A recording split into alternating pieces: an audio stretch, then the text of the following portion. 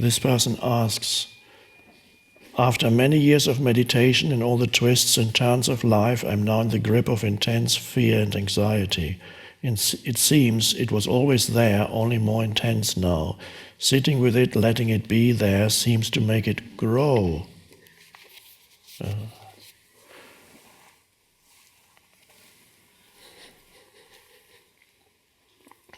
Well, fear, anxiety, which is a form of fear, very common. Some people have it, many have it in the background continuously. And I would say there's some degree of fear, even if you're not conscious of it. If you're totally identified with the egoic mind, you will have fear, if only in the background, and it may come out in other forms. It can express itself as anger. If you look at anger closely, you usually find hidden underneath the anger is a state of fear. So,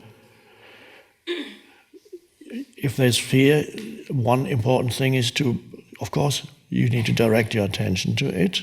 You acknowledge that there's fear. The important question that arises is, are there any thought processes connected with the fear?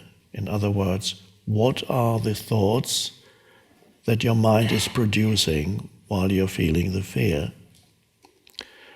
Is it possible that certain thoughts that you think frequently or habitually produce the fear?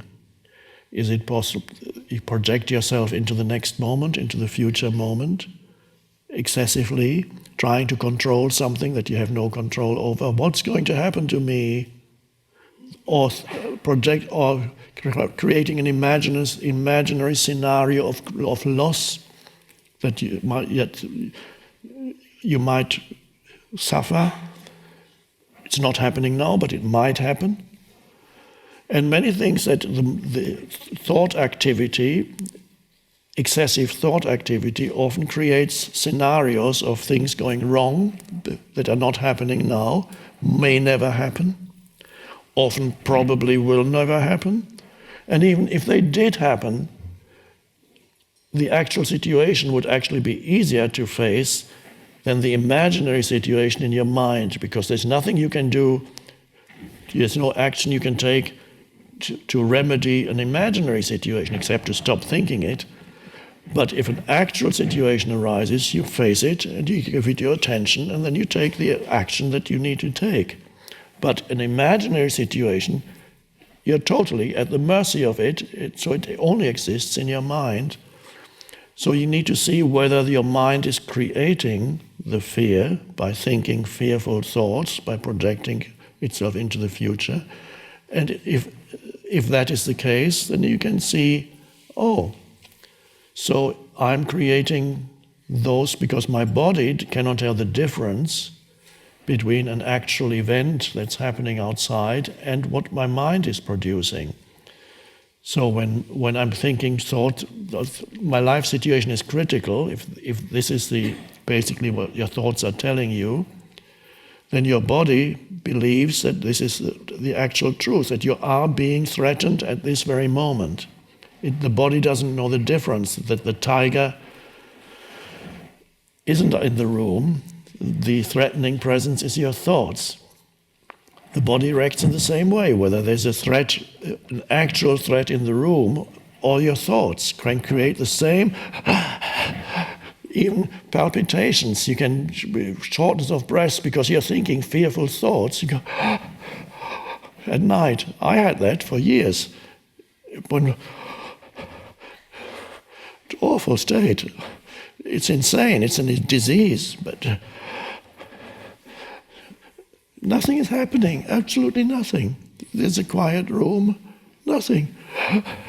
It's all happening in the mind. So if that's the case, see, okay, then you need to tackle the thoughts because they will cause the fear.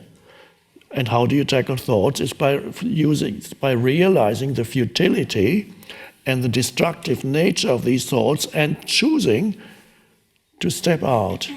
And what do you do to step out? First, you don't believe your mind that tells you, no, you can't step out, you have to continue thinking.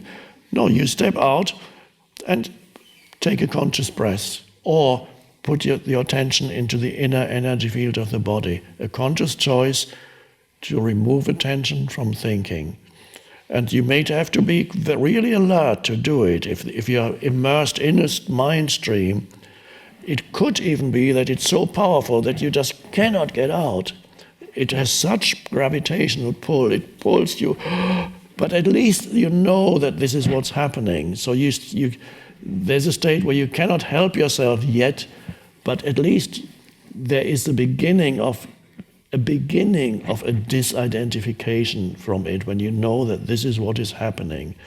So there's a part of you that knows this is not totally real. This is the fears being produced by my mind. Or in those early stages, you may not yet be able to step out of it. It may be so strong that you're still totally in the grip of it, but at least you know that you're in the grip of it. The worst thing is to be in the grip of it and not even knowing it, because you're so identified with it. It is absolutely real to you. So even to know that this is happening is already a step forward. And then perhaps after a while the energy exhausts itself a little bit of this, and then you can begin to say, okay, you will step out of those fearful thoughts, because they are creating suffering. And you take a conscious breath, and another, and another. And then begin to feel the inner energy field of the body. Whoa. It's like this huge burden is suddenly dropped away. And then you look around. This is a form of awakening out of complete identification with thinking.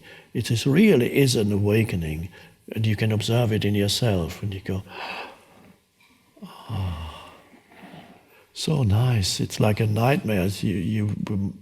Maybe everybody has experienced awakening from a nightmare and feeling such relief that you're in bed and it's safe. You go, and the same thing when you step out of fearful thought and become present. And then see, thought will then try to pull your attention back in. It can go, come this way. And then you might, one little thought comes, do you follow it or don't you follow it? If you follow it, there's just this,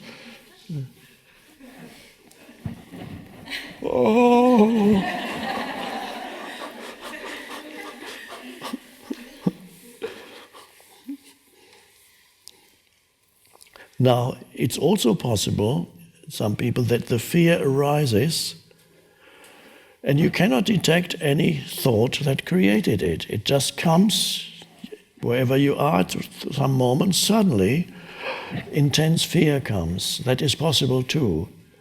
And that, of course, is what I call pain body, which is accumulation of old emotions that lives in you.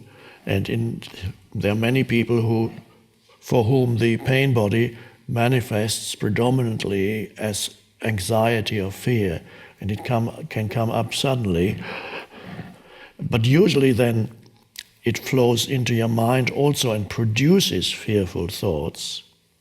So fear can be, in some cases, if you still suffer from that affliction, some of you may be able to see how your thoughts are generating the fear habitually, or you may find that in you the fear arises spontaneously and then usually produces further fearful thought. And that is the pain body wanting to feed on further experience of the same. What makes up its life is the energetic frequency of fear, which is a particular, you can feel what fear feels like. It has we call that a frequency. It feels, sometimes the body actually expresses it through shaking. I'm doing this because I want to give you. I don't want frequency to be just a concept in your mind, I want to give you a taste of what frequency means. So,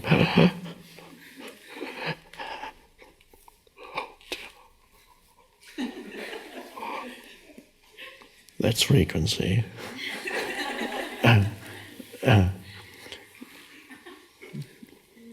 And then you have a different frequency of presence.